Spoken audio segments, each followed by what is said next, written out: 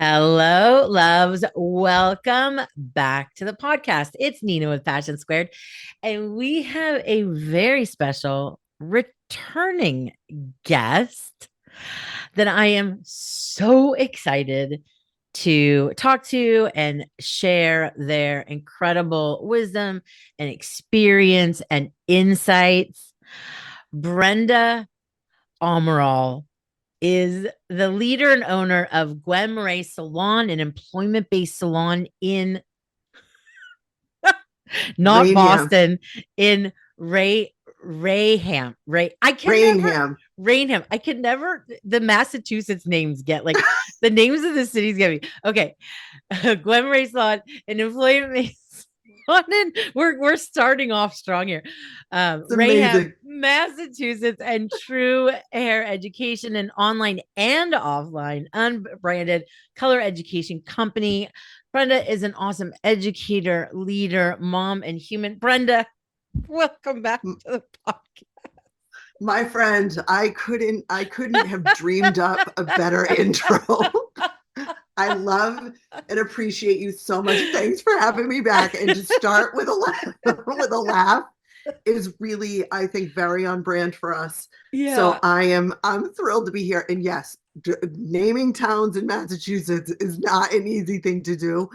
I mean, So yeah, honestly, a lot of the Oregon ones mess me up as well. I still pronounce Eugene wrong, and I lived there, and I get it. Like, but I'm kind of committed to the pronunciation how are that you I. supposed to say it? Okay, so I say Eugene, Yeah. and it's Eugene. yeah. Okay. I The that doesn't work in like my. We all have like different kind of like inflection. how inflections and Yeah. how we talk and rhythms and stuff like that. It like doesn't work with my brain. I don't know. Sorry, Eugene. I love you and apologies. Okay, we have so much to talk about today. So I want to start with what inspired you to open a salon? I mean, that's such a badass thing to do. And I'm always I love hearing people's stories. So what tell us? My inspiration, I'm going to be completely honest, was when I make decisions, is basically I think of what would I regret? Like, what kind of regret would I have if I didn't open one? I was in a very fortunate Mm. situation. I was renting in a beautiful salon in Rainham, Massachusetts. Rainham. Everyone, you got that? Rainham. Yeah. So I was actually commuting. So I would work on Newbury Street in Boston one week and then back to Rainham for the following week. So I would switch off and I was a booth renter. So I just kind of came and went as I pleased. And the salon owner at the time had plans to move to Chicago. So she wanted to sell to someone she knew. And I have to tell you, I think I laid in bed for 2 months. I didn't talk to anyone about it. I laid in bed at night thinking, what what kind of regret will I have to live with if I don't try? Because Mm. at that time I was already educating. I had a full book. It was so fun to go into Newbury Street. So I had, and my kids were smaller. So there was a lot of stuff going on. But the fact that I could not live with if I turned 50 years old and I didn't do it because I was afraid, I knew I couldn't live with that. So I thought I can try this and fail and I'd have less regret than not trying at all. Mm. That's a powerful piece of wisdom right there. Thank you, my friend. And really, when I make any decision in life, I think, what kind of regret could this look like if I choose not to do it? And I love that. I love that. yeah, so I took the time and then I told my husband and he was like, "Well, you've basically already made your decision." Like, yeah, I'm sorry, I've been considering this for months. And I dove in and it was tough because it was a hybrid. So it was renters and commission. So for somebody I'd had all the experience in the industry, but I'd not been an owner. That was like one of the last things that I, hadn't tackled yet. And so to take on a hybrid was was interesting. It was Mhm. difficult, and I learned so much so quickly. Well, that was my So, next question. What are some okay. of the like early lessons that you've Oh, learned? early lessons. I wish I had gotten coaching sooner. Um, I don't know if A school had started yet when I opened the salon. Um, so had I had a place to just openly ask questions, not feel like I felt like I needed to know everything and have all the answers. So I am very guilty of. I was micromanaging. I was stressy. The beginning years, I'm so thankful for my staff, my team that has stayed with me over the years because my early leadership was lacking in a lot of different ways. So think of what kind of leader you want to be, but also what kind of energy do you want to bring to the space. Get, I mean, so many things that you teach is get your culture right, get clear on your why and all of those things. I wish I had more clarity when I had started because I did for the first couple of years feel like I was just in free fall. And thank God I made it through, thank God. And, You did. but yeah, get some help, ask for help, get a mentor, find somebody that, does it really well. I did have some mentors. I don't mean to act like I didn't have any, uh, but the power dynamic there was, they were at the time my bosses. So Mm, it just felt a little, I don't know. And again, that's I didn't know any better. One of the bosses was, you just come anytime you want. You ask me anytime, but I didn't want to be a bother. I didn't want to be a pain. I didn't want to be sure. all the things.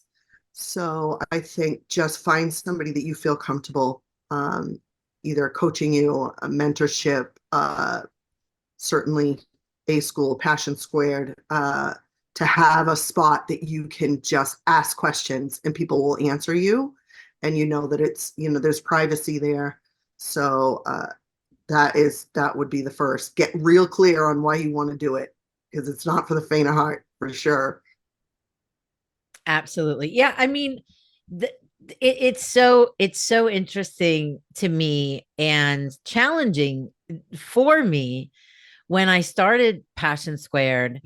I've been in this industry for a very long time, as you have, and I didn't really realize how unclear people were on their brands, and that was the cause of so many problems. Yeah, Which is why that's always going to be that first step, because because we're all learning, we're all continually evolving and learning. And like, I mean, constantly. I go back to, like, I look at like when I was started in my leadership role, like a year out of beauty school, and I was leading a team, and I mean, how embarrassing. Like, think about like, I think about that. And then I think about, like, later years, before Passion Squared. And, I did some really cringy things as a leader, which are those experiences that evolve us into who we are today. So, um, you know, back to your like regret fail thing you shared earlier, which I'm gonna replay that. I'm gonna pull that out as like everyone needs to like paste that on their wall. Oh, thank you. But that's one of our collective challenges, is that we live in such fear of failing, particularly now in the social and digital space where everyone's worlds are just like exposed, or we feel like they are, you know?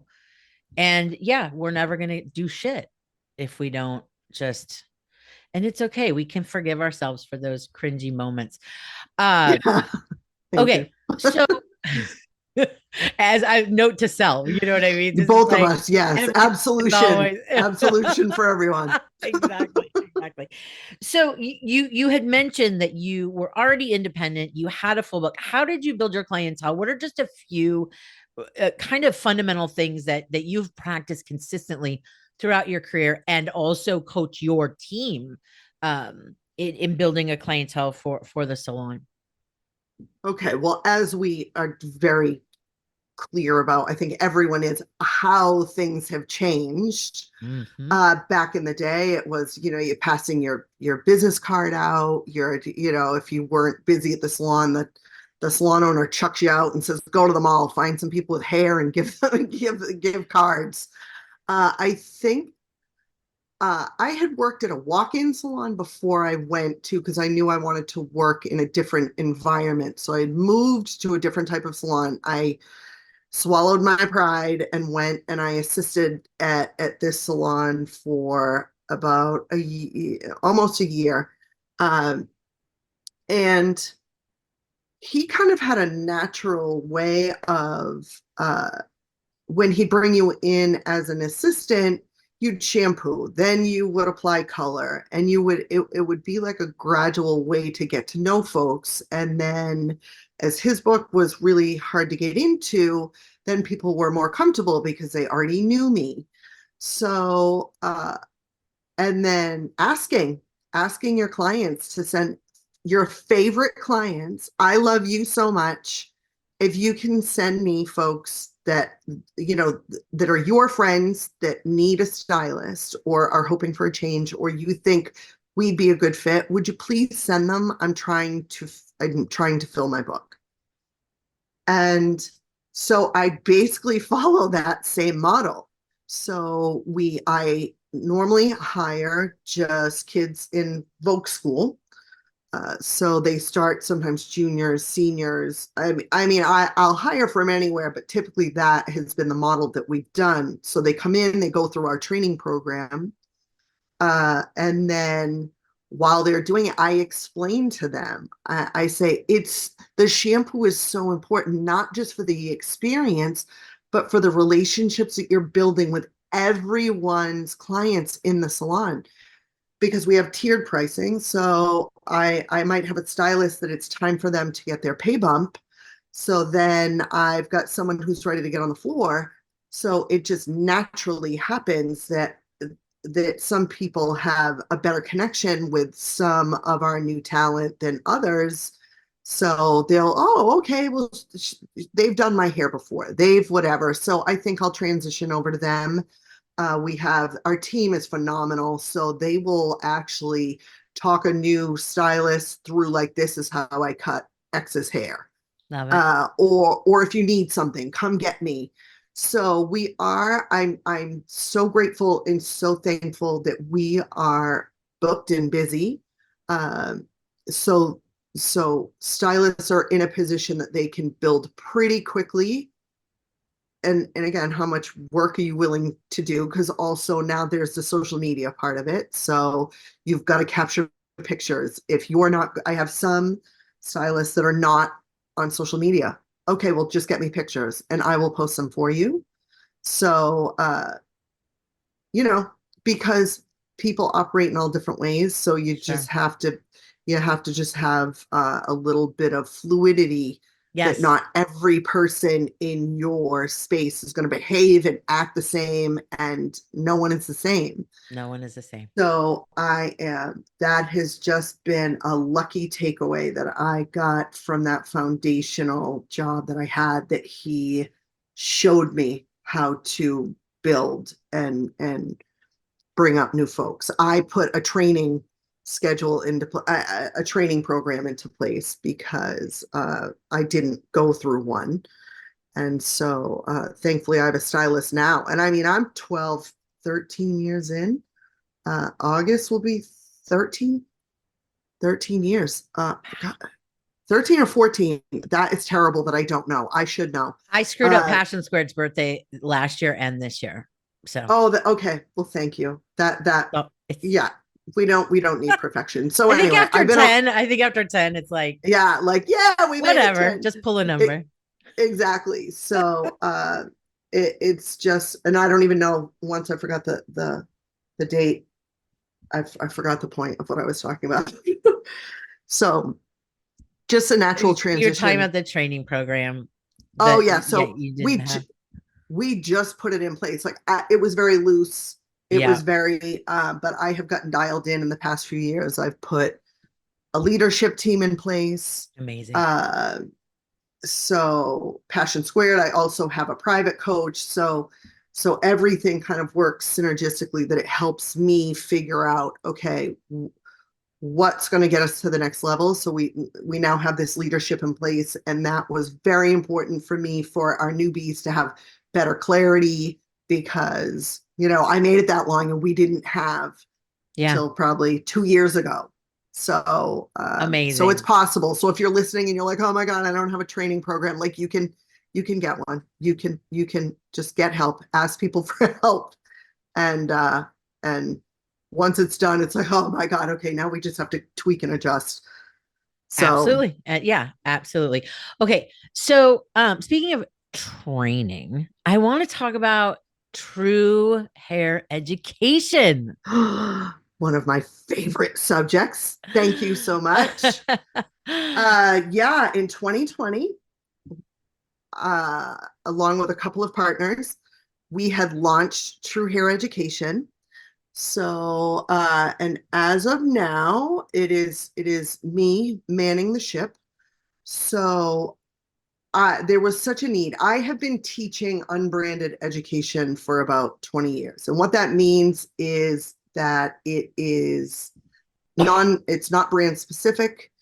It is any class of mine that you come to, you'll be able to go back and use whatever you already use better because we've all sat in the class, and then halfway in the cell is on. You need this to create this haircut, or you need this to create this. So I wanted to get where I had been in the past. There had been a shift of management, and then so I just wanted to branch out on my own, that I could just truly do it, that I am servicing every stylist that pays for a ticket to class. I am there. I'm working for you. I am going to make whatever you do better immediately. You'll save money immediately. You'll know how to make more money immediately. Uh, and I remove all of the fear, because once you know how something works, well, you can't unknow that. So it really takes things from such a basic chemistry of what is this and how does it work, to all of the things that you can now make this thing do without like being in the back room praying to the color gods. Oh my God, like, is this gonna work? And so Can you give that's me why we give crafted. can you give us an example like lightener? Can you give us an example of like what we're taught and how true flips that upside down and makes our lives easier and saves us Oh money my and gosh, time? I'm happy to give an example. So stylists know that there's some lighteners that work better than others. And sometimes you learn that as you're doing it. Yeah. Like, you put it on and you give Susie a chemical haircut and her hair's falling out when you're combing it after the foil, and you're stuffing it in your pocket, praying no one will see it. Um, then you go, oh, well, okay, that's too strong for that type of fabric.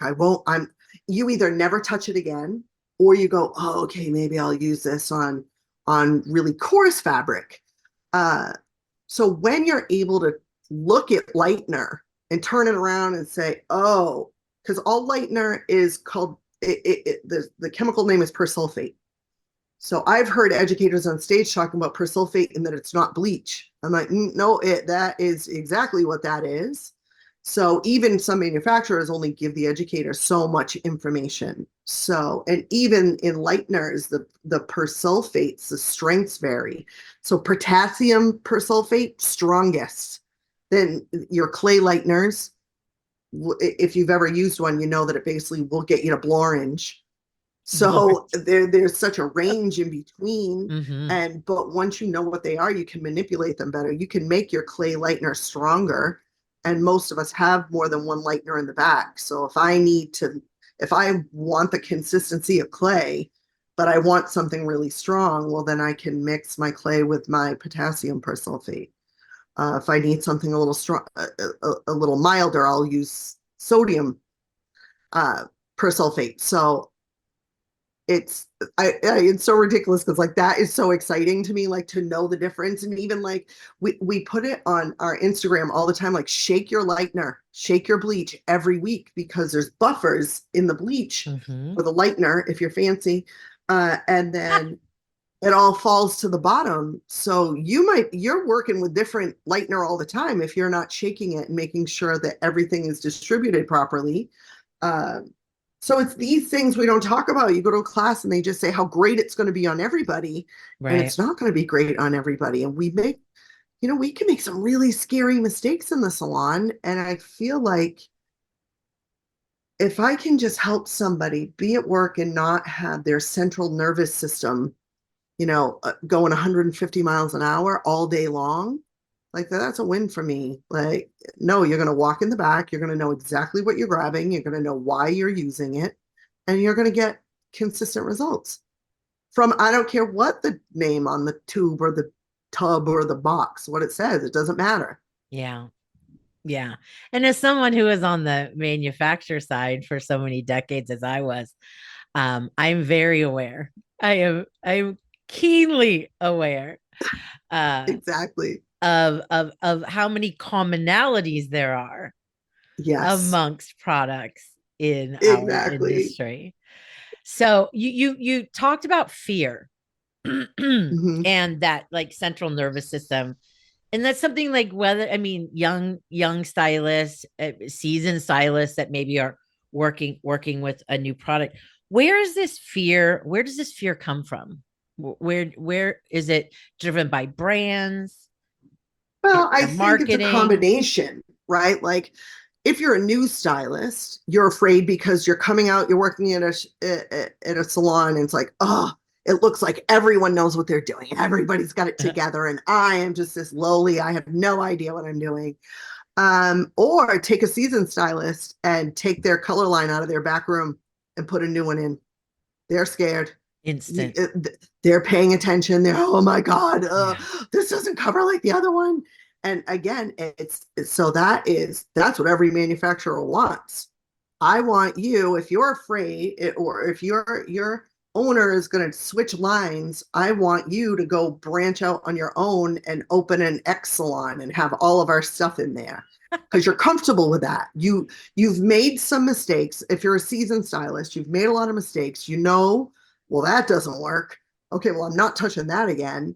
And I'll say in class, sometimes the longer you've been doing it, the smaller the amount of formulas you actually have. Because when you get out of school, you're like, I'll try anything. Then you turn somebody big bird yellow or blue and you can't fix it. You don't know how to fix it. Your color line isn't strong enough to fix it, or a combination of all of those things. And then fear starts to build. Well, I don't want to do that.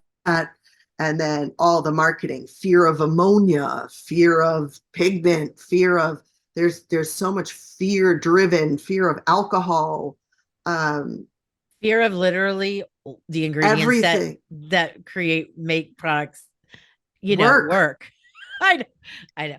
And a lot of that right? is marketing, Of course. like Yeah, there's no ammonia in this color. I mean, those are old tales as old as time. But yeah, True really breaks that down. Knowledge is power. And I really, one of the things that is so important to me at Passion Squared is that, one of our promises is we help you make more aligned decisions. And that is through knowledge, right? The yeah, more you know, the more you can make decisions. Not me. I'm not like me making decisions for you or telling you what to do is not empowerment. It's the opposite of empowerment, right? exactly. And so I kind of feel like True is doing that. I've already joined the company. Um Listen, we have been a we. You have coached me through many we a fetal okay. position Yeah. moments. But I mean that's really what True is doing is empowering hairdressers to make decisions, as they are making choices and formulating and all the things and yeah, that I love that. because Thank they you. do need that. They do need Yeah. that non-bias. I mean, you know how I will never shut up about misinformation, disinformation, clickbait, rage farming, enragement engagement, like just all the stuff that is not healthy to us. And so when we understand the fundamentals, when we understand the facts, true, then we can just keep pushing, right? We're not constantly like being torn in all these different directions, distracted in fear, like you said. Like Yeah. there's so And many questioning reasons. yourself Questioning, yeah, yeah, and just, yeah, I mean, it's just it is the fear mongering. It's I see that and it upsets me because I am a stylist. I'm only behind the yeah, chair a couple of days a week, but like I'm still chewing this dirt. I see what happens, you know. So it's and my team sees it. So it's like if we're all having the same problem, it can't be from one ingredient. It can't be from one thing. right. So to level the bit in every class, like, you know, I want you to use your newfound power because, like you said, knowledge is power for good and not evil. Like, don't go to a class and now start, you know, beating the hell out of an educator that doesn't know. Because I worked for the largest hair color company in the world, and what I knew you could fit into a thimble. I was so far behind. I thought I was first, but I knew that line and you know, I could go into a salon. I had no idea that my job was to go in and sell. So the fears, the fear mongering, I just want people to understand. So I don't want you to take this education, you know, when you've sat in one of my classes or taken an online class and, oh, well, you know, wield it as power against somebody else. I just want to share this information. Sure. Like so many people have not heard of us because I don't have a juggernaut behind me with all kinds of money for marketing and things like that. Like I count on stylists to tell other stylists, like, hey, this is actually going to change your career. It's going to, no matter whether you've been in the business for 6 months or 60 years.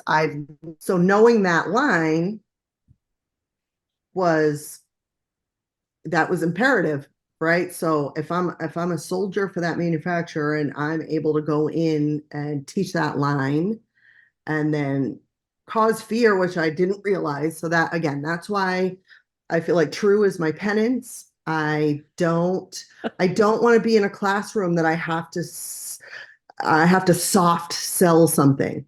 I start every class with I sell education and I don't apologize for it because I know that you're going to have less fear. You're going to understand the chemistry of all of the products in your salon, your wet line, your color, your developer, your lightener, what you're putting it on, which is the client. Right. So all the ways to make all of your work better, because I will do anything to avoid a redo. So if I can teach you to do the same, that you're getting consistent results all the time, you're automatically just going to enjoy work more. And that's all I want. I just want freedom from fear and fear selling. And once you know, then you can decide if something new comes down the pike, you're like, oh, that sounds interesting. I'm going to try that. It's not like, oh, this other thing must be bad. So now I'm going to use this. Right. So it creates such a foundational type of education that then you can do anything with it. Kind of like So when you understand your brand. exactly. Look, Exactly. the fundamental, I know it's so tempting and so much more fun sometimes to just skip over the fundamentals, Yeah. right? Yeah. However, without them, you just don't have a foundation. So it's that continual spinning. Like you said, the nervous system, the like all of those things, the time, the energy, the money The that is money. just poured down the drain because you don't have that foundation. Right. It's You just such, know yeah, I'm going to keep buying stuff. This doesn't work, so I'm going to keep buying and keep trying and you always blame yourself or you blame the guests And sometimes it's just because the color isn't, like it wasn't the right color, or I put it on hair that hasn't, been clarified ever, or I put it over Right. a bunch of product and I Right. shampooed it out. So there's so many things that we do to make color fade before it even leaves. Again, it doesn't matter what line it is. Yep. So that's why having a clear vision and understanding of the science behind what we're doing, uh, it's a game changer. And I try to make it as fun as humanly possible Of because I know course you that's do. super boring. Like Yeah, listening to all that is like, oh, you are not super. There's nothing super boring. There's a lot super about you, but there's definitely not anything boring about you. thank you. I love And that. So true, you do in salon, like you do like yeah, we do live, like in salon IRL, and then you have an online program. and then online. Love it. Absolutely. So we do, because, some of us, especially after, too much Zooming, are like, no, I need to be in person. Yeah. I need to be. So, I've gone to shows and, but in salon, so much fun. So I think my next one is Cuyahoga Falls. I just figured out how to pronounce that. Cuyahoga Falls in September. Wait, Then I'm what? going to Where is that? That's in Kaya, Ohio. Sorry, in Ohio. Ohio. Yeah, which Love it. I It we've had sounds so many classes beautiful. in Ohio. It's awesome. It's so Cuyahoga rad. Falls. The salon is amazing. So we'll be there next. You can look on our Instagram. It has our link tree with everything that's coming up. Then Missouri after that. Bolivar. I don't know if I'm saying that right. Bolivar, Missouri, or Bolivar. I'm sure they don't pronounce it that way. And then Connecticut. I'll finish the year in West Haven, Connecticut. Those are the in person, and then shows, but online. Like we have online that you can get the whole thing at once, Love it. or you can do like a monthly drip, whatever's comfortable. Love it. Because I want you to not just consume the education. I want you to put it into practice, because a lot of us are consumers, right? Like we keep, I'll take this class, I'll take that class, I'll take that class, and then we don't put it into practice. So like I've always got, no, we're going to have action steps. This is what I want you to do. 100%. Yeah. Yeah, you got to put some of that stuff into action, everybody. All of us. We have to remember Yeah. that. We have to remember that. So, with all that travel, how at you own a salon, you have an amazing family, you have this education company, you're traveling. How do you practice self-care, healthy boundaries? Like, how do you take care of you? Well, I'll tell you, the older I get, the easier it seems to get. The kids get older, but I wish I had started practicing this much earlier. And you have been talking about boundaries forever. And I feel like just within the past year and a half, I've kind of gotten better at it. So I'm constantly practicing that. Uh, and just listening to my body. Like, am I thirsty? Am I hungry? Like, do I need a nap? I'm not really much of a napper, but do I just need to lie down? Because I go, and then I'll find, if I'm not going, then there used to be guilt around it. I'd be like, oh, I really should be. I'm like, no, man, you need a break. And the creativity that comes out of just lying around and watching TV, or, taking a ride on a Sunday with my husband, or, hanging out with my kids, like just that kind of break of let me get away from it, and then I'll put fresh eyes on it. Sure. uh, Reiki. I had a beautiful Reiki session this morning. It was magical, and I wanted to get prepped for this. I wanted to make sure that I was completely present. So I meditate. I normally meditate every single morning. I fell off that wagon for a while, so I'm reintroducing meditation every morning, practicing gratitude. Uh, because those things really help. Even like when it's really bad and I'm like crying, I'm like, I know there's a lesson in here somewhere. I don't know what it is. Always. But to try to pull gratitude in those moments is so hard. But and just surrounding myself with people that get me, see me, and understand. Uh, you know, they're all on their journey too. I feel like, the people closest to me, they understand what their needs and wants are. And I'm around people that respect boundaries, and if they don't, you know, then we'll kind of just be acquaintances, because I can't be with someone who's gonna keep on guilt or things that make me feel bad. Um, so that has helped my nervous system a lot. Like, check in. Is it a yes or is it a no? And if it's a no, just say no kindly, because I can't do everything. I can't, Yep. as much as I get FOMO sometimes, Mhm. I know that I need to rest and rejuvenate. So Reiki, stretching, uh,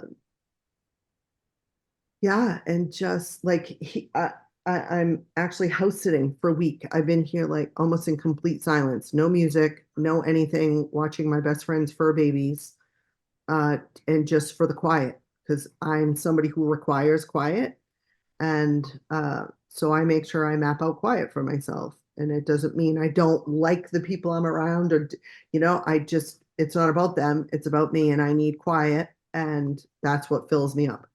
I love that.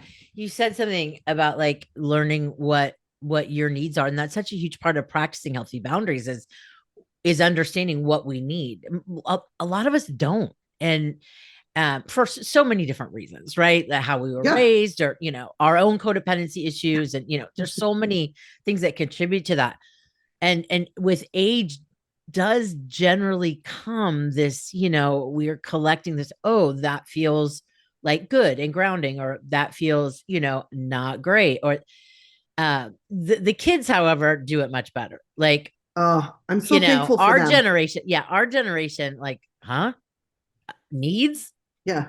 Rub some dirt on it. Yeah. Keep going. You're Yeah, fine. exactly. So yeah, I'm continually inspired by, millennials and Gen Z, and really having that awareness and learning earlier.